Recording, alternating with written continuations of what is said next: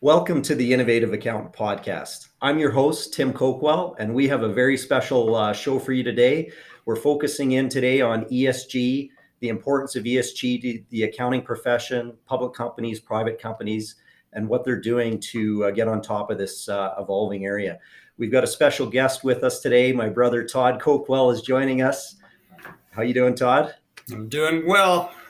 Good to see you. We're gonna go through and spend some time today talking about ESG. But for our audience, just want to introduce Todd a little bit. Obviously, I know him well, and he's had a great career in accounting. He started his career off in the oil and gas and energy area, looking at strategic planning, and he evolved his career to work with Agri and then Nutrien for many years. And as he sits today as a senior director of sustainability and ESG, his focus is really helping Nutrien with the strategy of how they're addressing ESG, the disclosure of ESG, and has a lot to share in this area. He's had some very interesting career highlights. Had the opportunity to ring the bell at the New York Stock Exchange a couple of times when Agrium and Nutrien had certain events listings that were going on.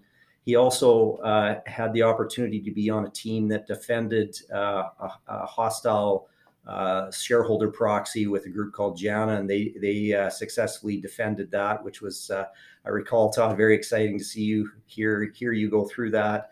And Todd has had the opportunity to speak to many organizations regarding his experience in ESG.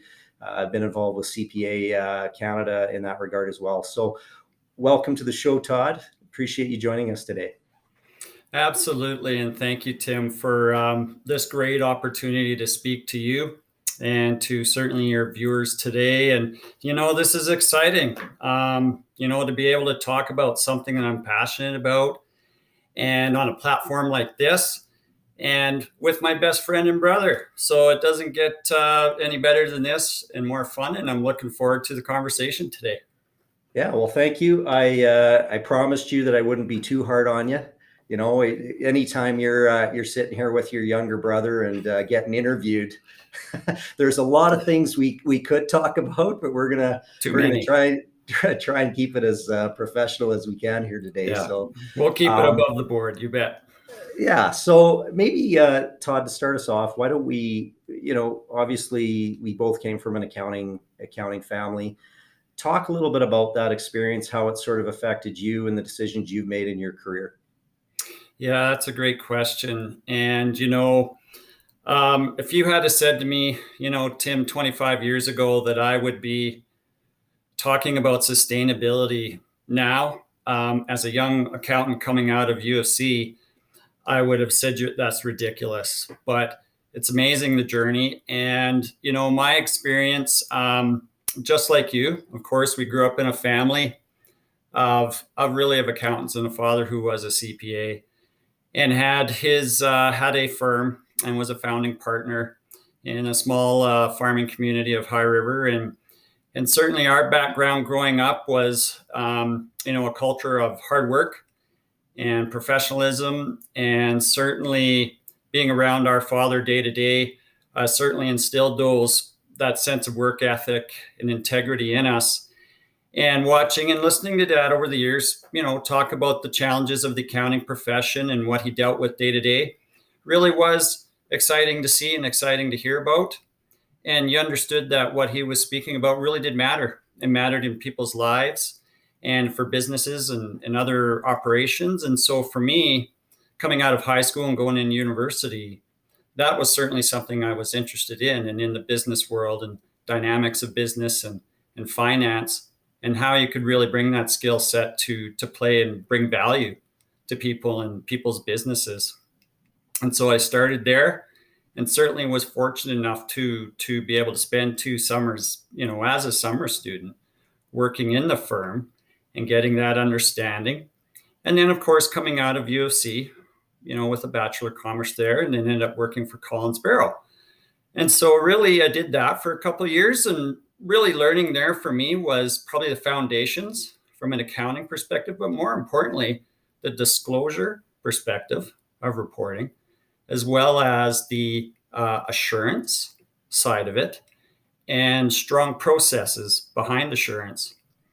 And then I took that experience, brought it into the business world, into oil and gas, and really did for a good 10 years, almost work in every facet of accounting and finance that you can think of. I worked from corporate reporting, disclosures, to audit, to planning and analysis, and, kept that moving in that business experience. I wanted to change, but I wanted to take it more outside of the company, more external.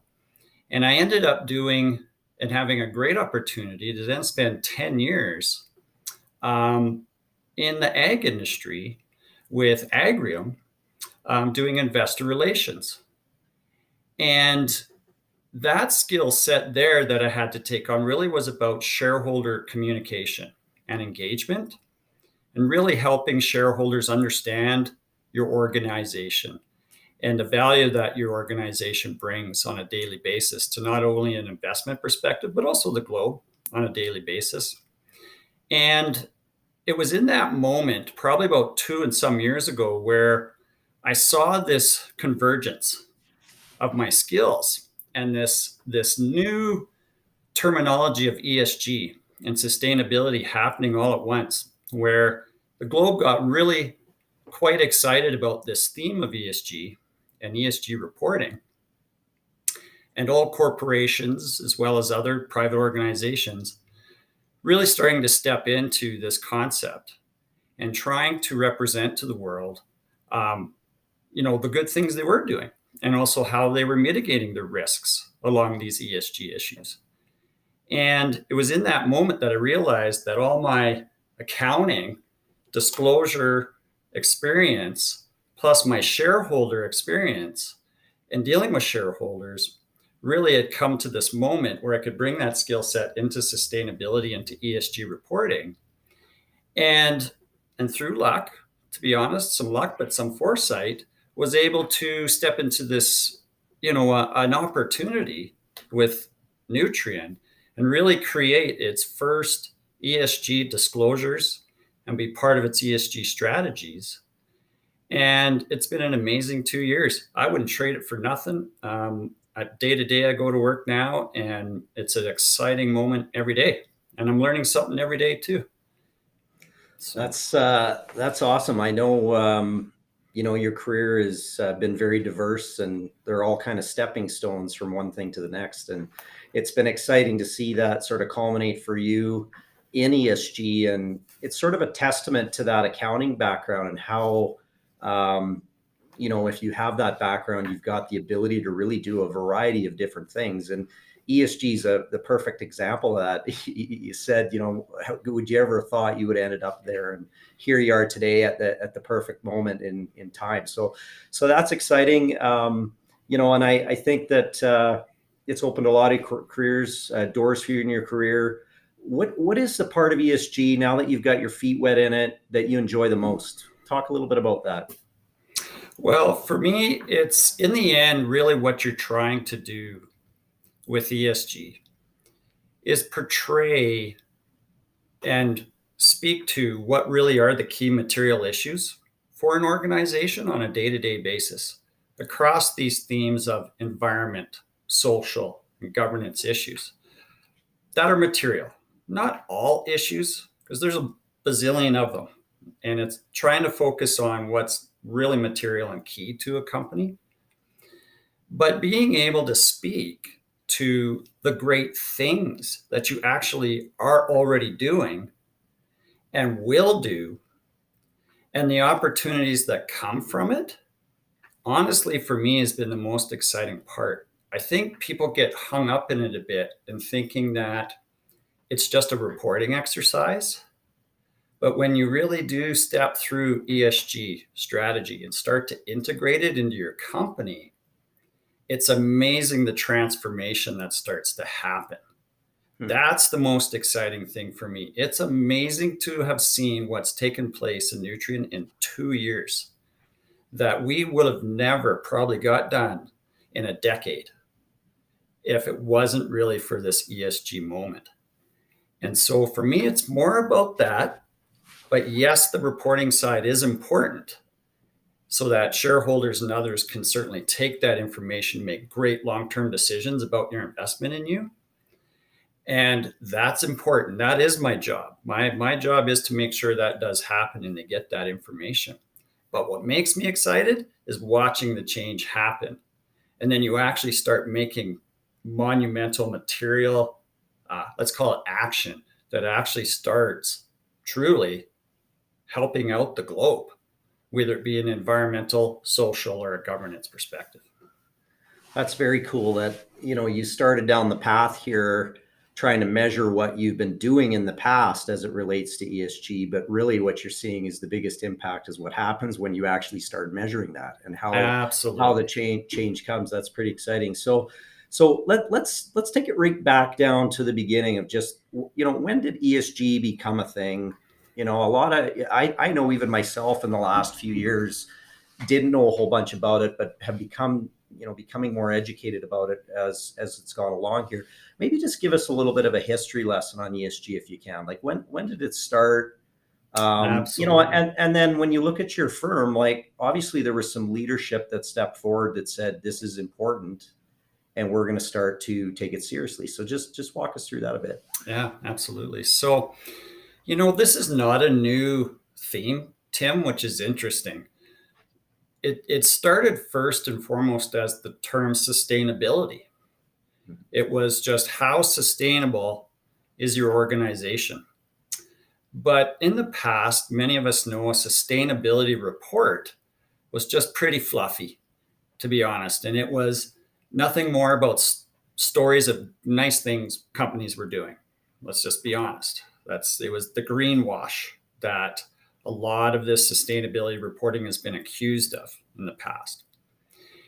And really what happened was, I'll say 5 years ago, the big firms of the world came to realize there was a lot of risks happening, especially climate being number one, that the planet as a whole wasn't addressing. And so it's kind of an indirect way to some extent for them to have mitigated their risk, because a lot of these investment firms have got so big and so global, they had no ability to diversify their investment risk anymore. And so really what they were saying is coming out and saying, look, you need to start diversifying that risk for us. Are you truly managing your day-to-day key material risks? And how do we know if you are at the end of the day? And so it was a request. Really what happened was a request by the investment community saying, we need to understand better, not just your financial data anymore. We need your non-financial, and we want to categorize it. That's the thing. They had to kind of come up with somewhat of a new nomenclature and say, look, the key themes are E, S, and G, environmental, social, and governance. We need to understand what you're doing in those categories, what your key material risks are, what your strategies are, and how you're mitigating that risk, but also how you're turning them into opportunities at the same time. And that's what kind of brought this new era, where the shareholders stepped in and said, look, that greenwashing old sustainability report is not good enough anymore to make investment decisions for the long term. We need to see something that has more value in it from an ESG perspective. And then what kind of started to take place was standard setters. These standard setters came along and said, okay, that's nice, but we need a framework to do that. We need comparability in that framework, so we compare you versus your peers and what you're doing. And we probably need something that goes across the ESG realm, but we might also build other standards that are very specific to key issues like climate or water. And so then you saw this barrage of many standard setters coming in and trying to build this framework by which organizations could report.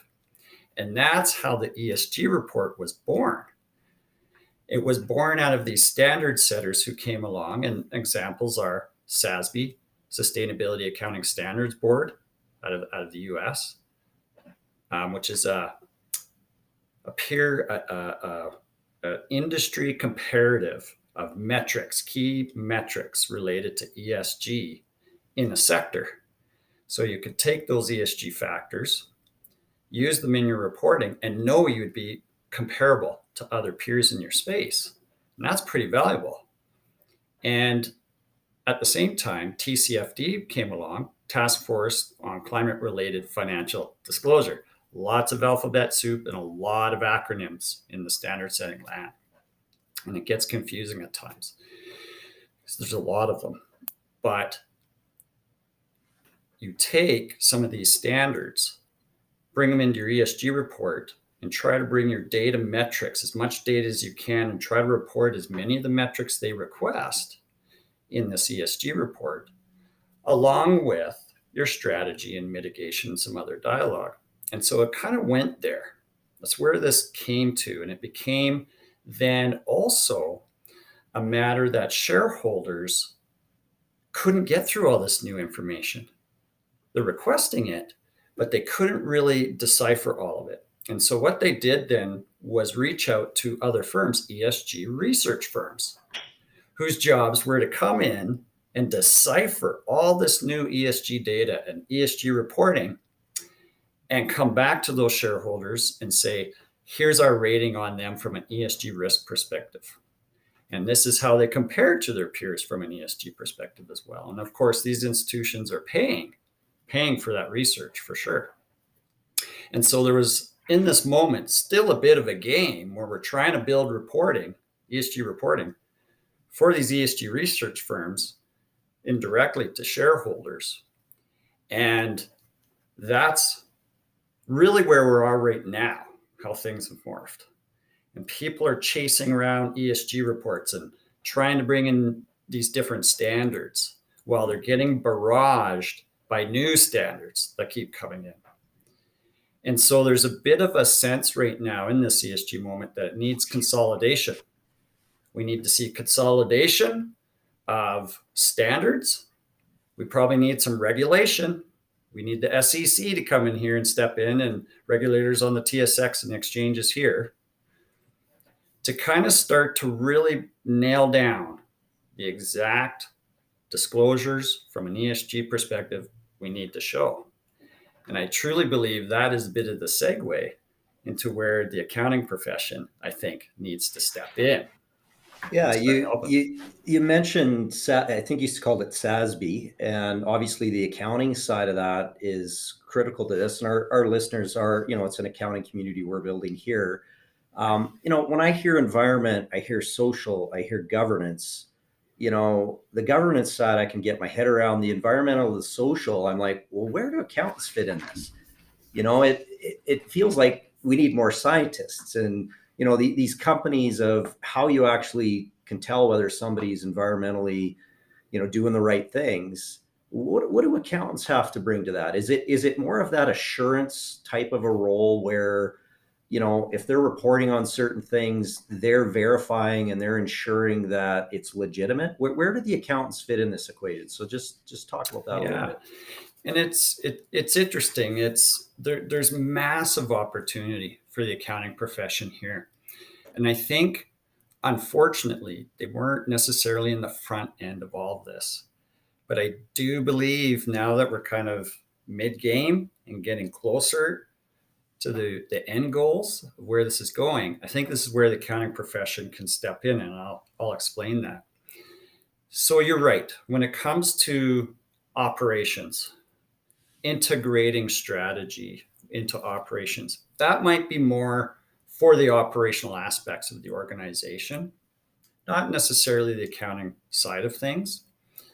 But where it comes down to is in our profession, in decades and generations past, this profession was able to bring information and make it valuable information in a clear format. And it was financial information. What's being asked now is non-financial information.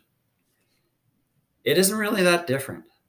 It's just a different metric. Instead of a dollar sign, it's a volume metric. It's a ton. It's a gigajoule. It's liters of water. It's emission ton, CO2 per ton. very valuable information, just the same as financial. And shareholders are making decisions on it, as well as other stakeholders, governments, NGOs. It's not just shareholders. It can be employees, it can be communities.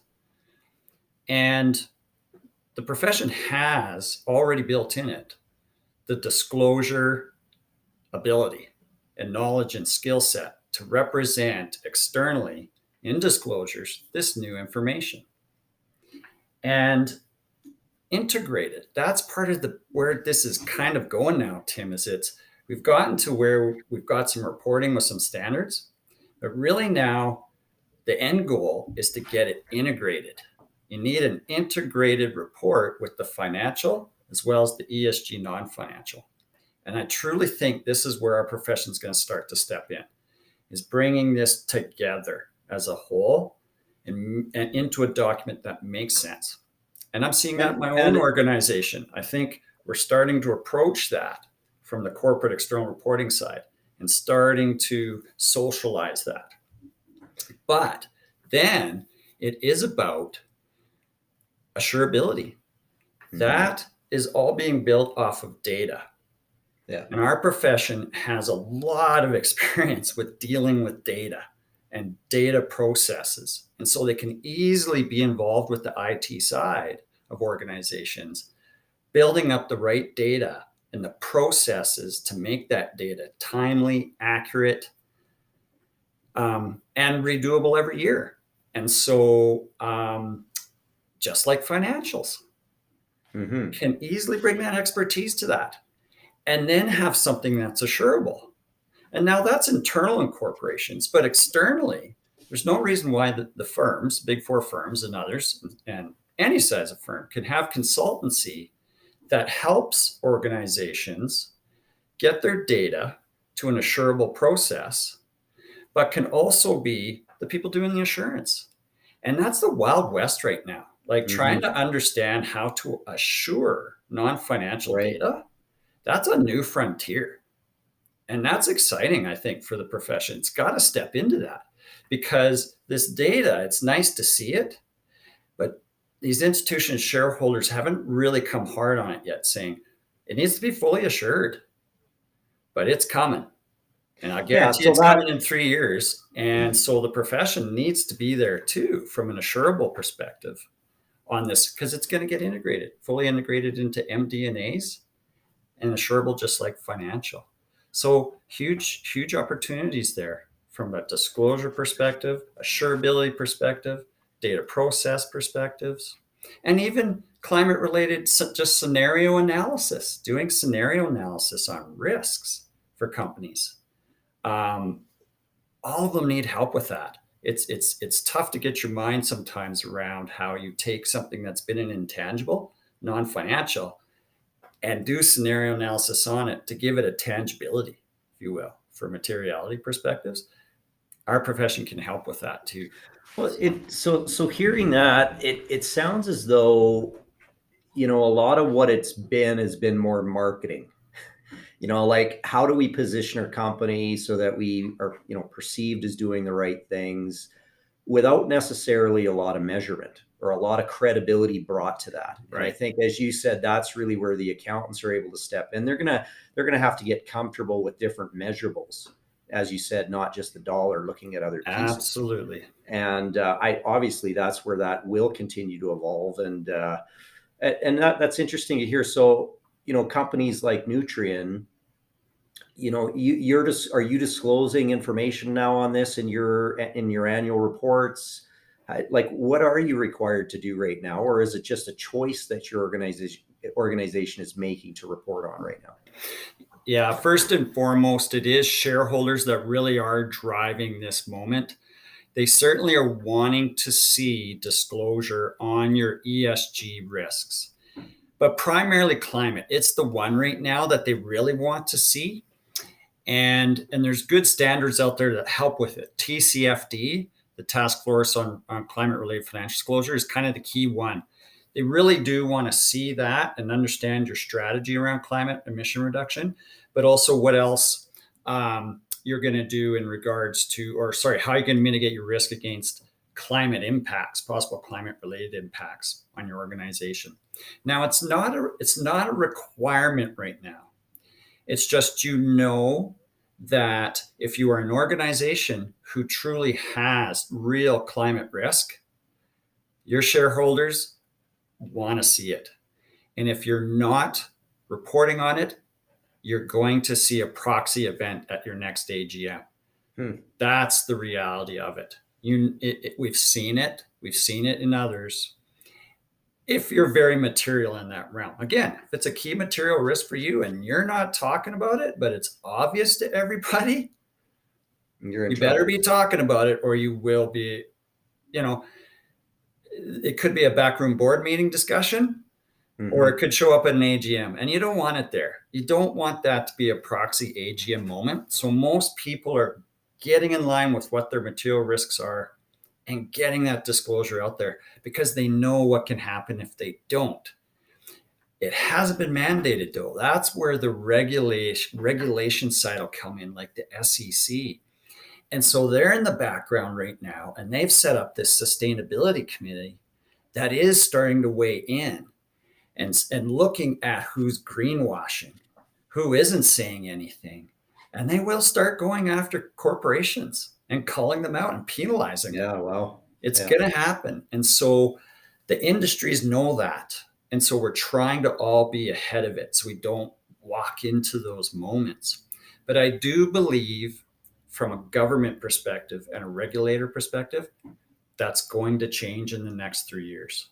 I think we're going to see things mandated, and it'll be very specific types of disclosure and reporting that they're going to request.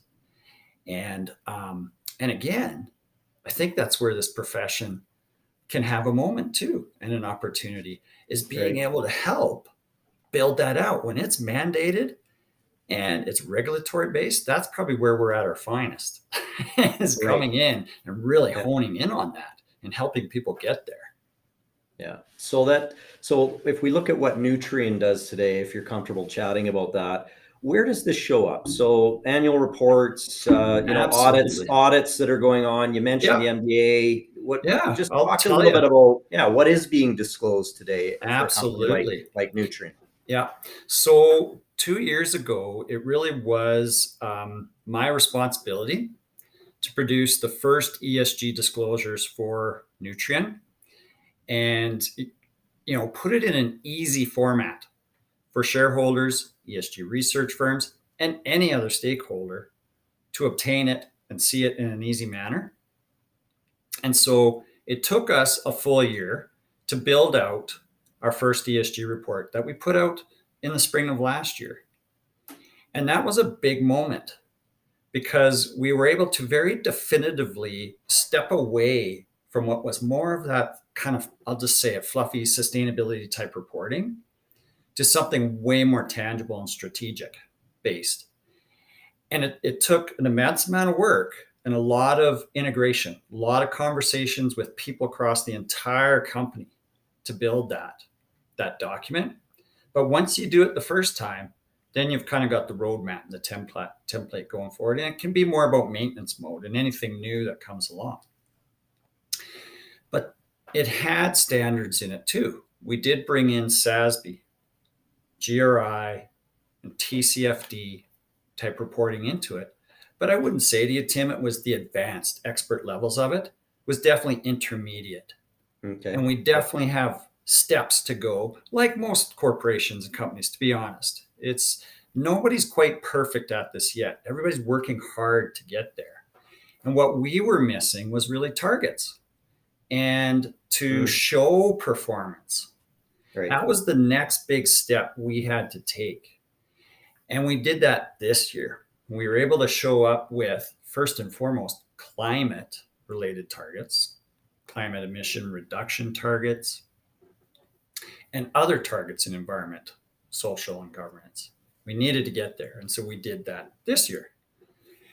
And likely the next step in this reporting is the integrated. It is getting to the integrated reporting with the financial MD&A. That'll be the next big step. And that'll be my next big challenge with others in the company. But there is other specific reporting besides just a more general level ESG report. There's a requirement now, because climate is so important, of even separate climate disclosure. And that's Canadian government and even the SEC have cited it, which is, again, I've said it, TCFD. Yeah. They want to see companies starting to report with the TCFD framework on climate.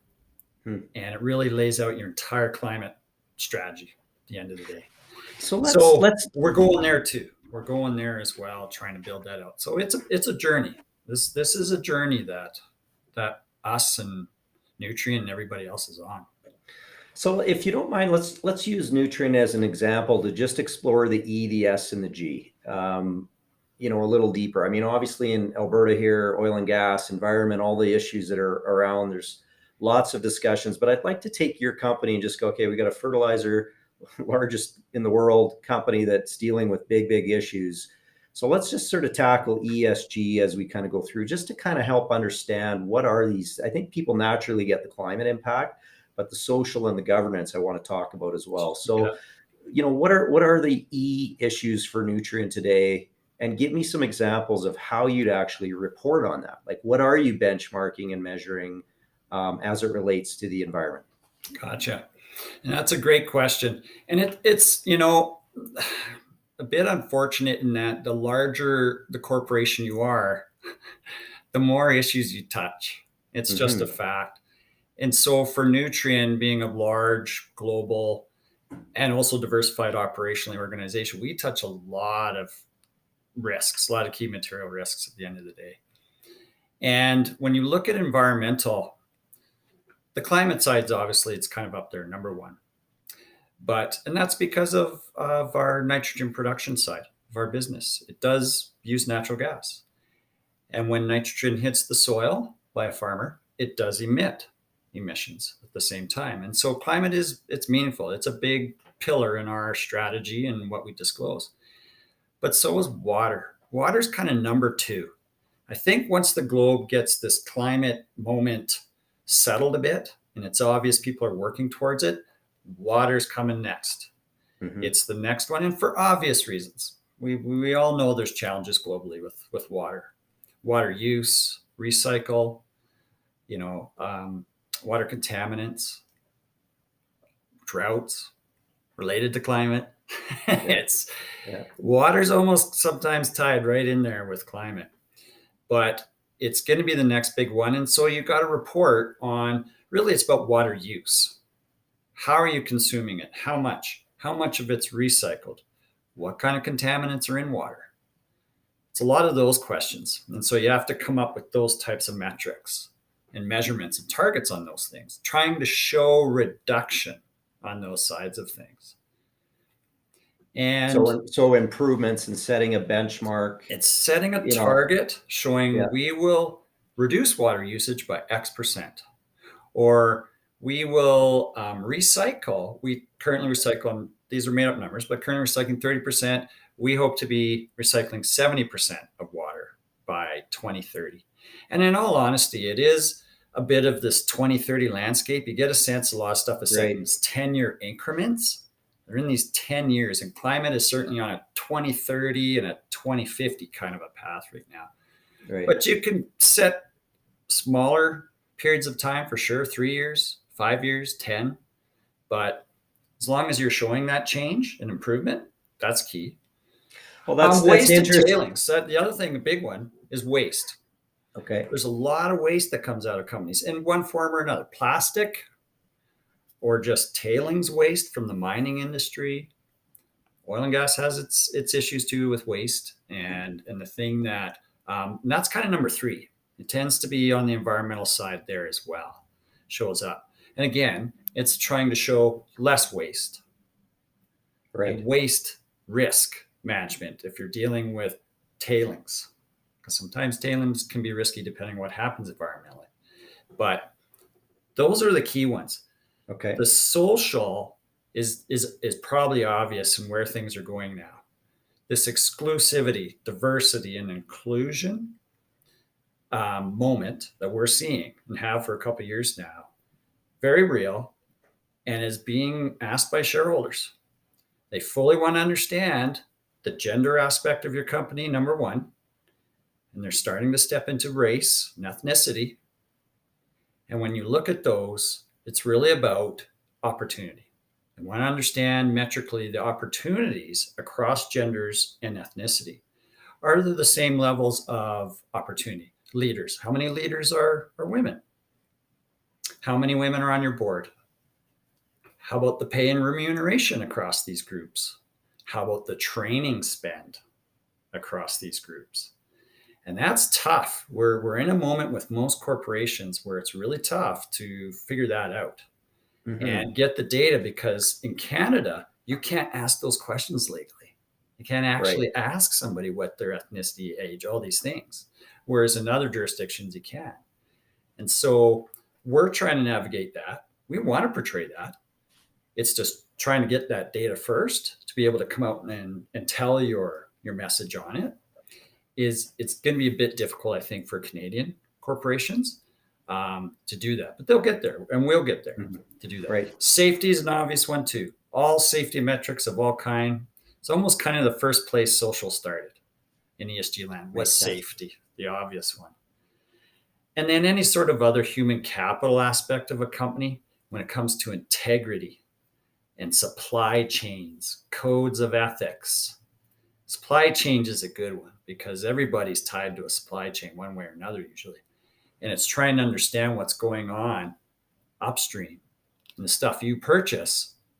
What are they doing from an ESG perspective? And so there's a lot of work going into understanding that side of things on the social side too. And governance, one last thought there on governance. A big one there. The funny part is governance has been happening forever. Good corporations have been doing governance forever. Right. And a lot of those statistics and stuff happen in a proxy. They come out in the year's annual proxy circular. But what's interesting is it's cybersecurity. That seems to be the one that falls in the governance area right now that we're very on top of and need to be, as well as every other organization. And so people want to understand how you're going about cybersecurity and how successful you are is wanted. But there's a fine line there, Tim, where it's like, you got to be careful how much you talk about that, because you don't want to spell your playbook out. Right. What exactly you're doing or how well you're doing. Because as soon as you put that challenge out, someone's going to try. So that's an interesting one to try to disclose on, but it's very key in the governance side. No, that's very helpful, Todd, trying to get a sense of, the three areas. The governance side, do you have boards? What's the structure? How do you deal with shareholder issues? Those are all the types of things, correct, that are in that governance world? It is, absolutely. Yeah. Okay. Yeah. And governance, honestly, it's probably the pillar, if you will, upon all ESG. You have to make sure you start there first. Yeah. You got to make sure you have a good governance structure on top of ESG and ESG strategy. And it has to start at the board. You absolutely have to have a committee that's focused on sustainability and ESG and has oversight on it. At the ELT level, we have an ESG ELT committee that's made of ELT members. So we also at a leadership level have governance. And then below that, that I'm part of is an ESG working committee is a cross-functional group of leaders in the company that really navigates ESG across this organization and how it deals with it strategically and also from a disclosure perspective. And then, of course, under that, you can have what we call issue teams. So climate, water, EDI, safety, cybersecurity, all these kind of main issues that you have, key issues as an organization, you'll kind of have an ownership team of that risk that really deals with more of the day-to-day aspect of making that strategy happen across those issues. You got to have that set up first and foremost from a governance perspective. That makes sense, because if you don't have the right structure to make good decisions on all this, then the rest is sort of lost in it. So You will flail around. And to be yeah, honest, we had to get there. I yeah, mean, we were probably so eager as an organization to just get going, like most companies are. It's like, let's just get doing this. We don't have time to sit around. But I will honestly say to you, it pays kudos to make sure up front you've yeah, got the governance set right from the get-go. And you got right. everybody well educated on what ESG is. Once you've done that, then it's kind of more like go time. So that's really helpful. For me, this feels, we'll shift a little bit here. For me, this feels a lot like a public company issue. Okay. Yeah. And I, as part of WealthGo, we run a private company, and most of the clients we deal with are private business owners, and a lot of the accounting firms we work with, that's their bread and butter. They're not maybe doing a lot of big public work. That tends to be left to the KPMGs of the world, but they're dealing with the private owner managed business. So how do you see this evolving there? Like, obviously the Great standards that question. we set at the public level are likely going to drift into the accounting profession and likely drift through to the private sector. But talk about Absolutely. what your crystal ball says on that. Where do you see that going? Yeah, yeah, and a great question, because it's everybody has to be on board for change. It can't just be one section. And it was easier, I think, to get the ball moving, absolutely, at the corporate level through shareholders, absolutely. And that's where it started, but that's not where it's going to end.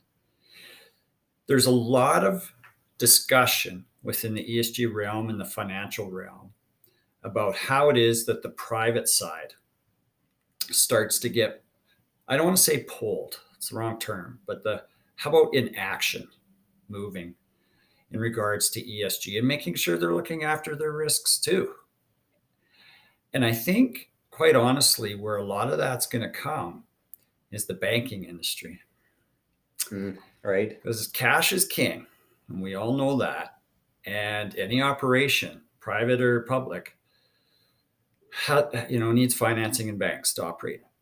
And what we're seeing, and even in the corporate realm, a lot of the, if you will, the rating of an organization from an ESG perspective, its risk rating, is happening in the banks now. It's kind of started with the debt rating agency side with corporations, but it's starting to move down through the operational side of things. And you can see how it's starting to move to more commercial lending and Right. into the lending side of things now. It just like even in the use of lines of credit and Mm-hmm. stuff like that, we will give you line of credit amounts equal to the amount you're spending on ESG, or we'll give you an interest rate differential if you hit these kind of ESG targets. And so you can see this is starting to come down through the banking industry, and I truly think it will show up on the private Yeah. side. It's going to end up, I think, Tim, becoming table stakes, where Right. this is no longer a new thing. Somewhere down the road, maybe it's 5 years, somewhere down the road, it'll be, this is just table stakes, and it'll be new things for banks and institutions to ask their clients coming in and stuff. So I Yeah. think the banking Yeah. industry is key, but I also think the NGOs of the world, have been very powerful in this, more powerful actually than the governments. And a lot of it all ties up to the UN, to be honest. A lot of these different NGO groups are just subgroups of the United Nations. And there's a lot of talk within these NGOs about the private sector and getting it moved into these frameworks as well. How they go about that, Tim, ultimately, is it about media campaigns and about going after the customers of these private Right. organizations and getting them up to speed and educated on the issues? And they'll go after industries. That's how they do it. They'll go after Yeah. specific industries, point them out. Everybody sees it publicly. And if you're those organizations involved in dealing with that sector or that public, Mm-hmm. you know what's coming next. Yeah. And I think that's part of how this happens too, to be honest. Yeah, it's social media. That's great. You talked about shareholders and how they drove it maybe in the public side. The banks, I totally get that, them wanting to lend to companies that are doing the right things, provide incentives to do that, or not even provide loans if you're not. I could see that happening. And then the consumer space, right? I think what ESG is doing, as I'm learning and talking to you, is it's creating a language, right? Because we're already starting to see that. If I look at our investment firm in the past, we rarely would get questions out of clients of, well, what are you doing to make sure we're investing in good companies, not just financially? And I think what we're seeing now is more people are using this terminology. They're talking about ESG. They're asking us those questions. And as our consumers, as you say, it doesn't matter what business you're in, as your clients, your consumers get educated, they understand more of this, they're going to expect more from you, and they've got a way to measure that. And I think, so that's great. Let's shift a little bit more here. I want to talk a little bit about resources.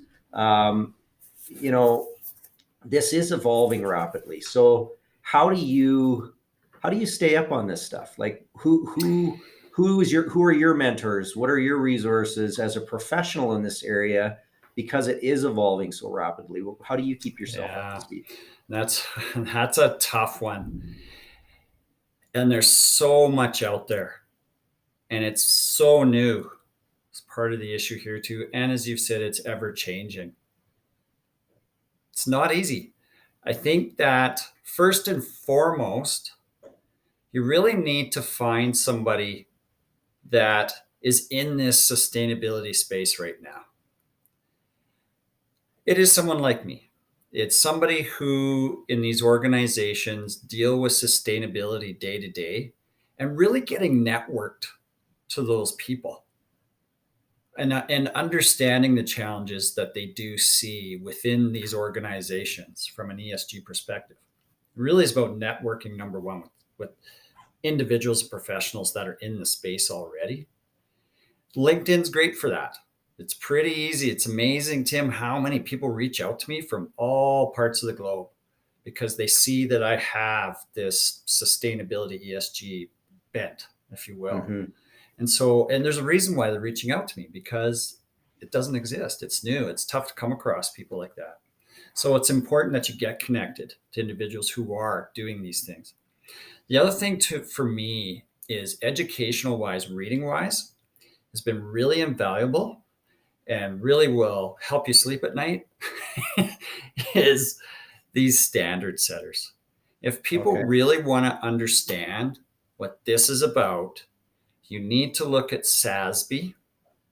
You need to look at all their guidance and their frameworks of reporting.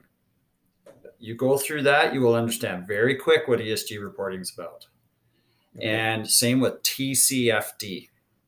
That's the climate disclosure. It's like the climate disclosure framework and how companies should talk about climate. Give that a read, its framework and guidelines. You will understand where they're trying to get to strategically with climate. Okay. And it's the same with GRI, which is Global Reporting Initiative. So standards, need to get into the standards. Absolutely. Another great learning resource here is corporate ESG reports. Nutrien's, Suncor, any of the big names in Calgary, they all have amazing ESG reports and sustainability reports, because especially oil and gas, because they were the first to get, I'll just say it, picked on when it came to climate. So they really had to step into this ahead of everybody. And if you want to see great ESG reporting, go check out all the big oil and gas companies. They've got amazing, amazing reporting at the end of the day. And I would say to you, there are also 1 million online free webinar info sessions. I mean, this last year with COVID, I can't tell you how many invites I got to attend ESG related type of webinars. And maybe some of your viewers here, listeners, it's the same thing. They're inundated with them, but don't ignore them. actually go on to some of them. Use them for your CPD. You want great CPD in this moment? Try to get on as many of these webinars and stuff as you can that's ESG reporting related, because that's direct learnings for this profession. So on that note with CPD, CPACanada, the accounting profession, what are they creating pathways for people to pursue careers in this area? Are they being a leader with some of this ESG area in terms of content and training? What does that look like today as a profession? Well, I'll be careful because I don't necessarily know what's happening in the background with good old CPACanada or Alberta. I think those organizations understand this is important and this is a moment. And certainly IFRS, the IFRS Foundation, they are definitely stepping into this realm now. They are. They understand the profession needs to be. It is understood. We're a little bit behind the game though. We got to step up and start moving into this. But from an educational perspective, I myself have not seen any formal education coming from our side of things. I personally think there should be. I think we need to start seeing something that's ESG disclosure related, training on standards and these different documents that I've talked about. I think that'd be a great program, and I think many, many people would take that. Right. But that said, I can tell you there is one body. So good old SASB, and I will say SASB, it is head up by CPAs. And they really have been taking the charge here and getting these standards set and starting to be consolidated and pulling in IFRS into this as well. They do have a designation there, Tim. They have a program you can take called the FSA. Okay. Fundamentals of Sustainability Accounting. And it's a credential that they have. And I think they're the only one at this point, to be honest. Well, if anybody's interested, they should go check it out. Like, it's our Mark Thompson, who is an executive senior vice president in our organization, who is, really my leader, took this course. He took it. And it's a 1-2 year. It allowed him to really understand what sustainability was about and the reporting was about. And he was very glad he did it. Highly recommend those who haven't got the experience yet in it. Check out SASB's FSA. That's perfect. Yeah. Obviously this is an exciting opportunity for you, for other accountants that want to be in a growing area, and it is coming. It's here to stay, and it's only going to get more important for companies to get a handle on all this. So I want to, thank you for that, Todd. If listeners, you talked about building network and community. I think that's very important. If our listeners are, wanting to connect with you or learn more about this, what can they go about doing? Sure, absolutely. And anybody can reach out to me at any time. I am on LinkedIn, and absolutely the best way to connect with me. I do check it every day. And I am on there, and certainly best way to get a hold of me. But I'm also on Nutrien's website, and in the sustainability section there, that's another way to connect with me. And quite honestly, you could probably through my brother as well, if you like. If you ever wonder, and they say, Tim, I'd like to know how to get a hold of him. Well, I'm sure he can get you connected to me. I know how to get a hold of you. You do. Anyways, on that note, we'll wrap up here today. I just want to thank you for taking the time, Todd. I when your brother asked if he can have you on a podcast and interview you, I'm sure you weren't sure what to expect. And I think we've both come a long ways, and we've definitely come a long ways since the days you were zipping me up in hockey bags, which it's funny that you're in ESG, and one of those areas is social and how you treat others. I'm not sure zipping your brother up in a hockey bag for 3 hours is really a good strategy, but I know I probably deserved it. I was giving you a life experience that you've had for the rest of your life. It's molded you, and it's even today that you're still benefiting from that moment. That one was for free. Thank you. I really appreciate that. Anyways, bro, it was a pleasure. I learned a lot. You're an expert in your field and leading the charge. So thank you for sharing your insights with us. I think we proved today who the smartest Coakwell brother is. I'm gonna have to work on still being the best dressed and best looking. I don't know if I'll be able to pull that out. That's still up for debate. I'll give you that. Sure. Anyways, on that note, thank you very much, bro, and to our audience, hopefully you got some value out of our session today, and that ends this episode of the Innovative Accountant Podcast.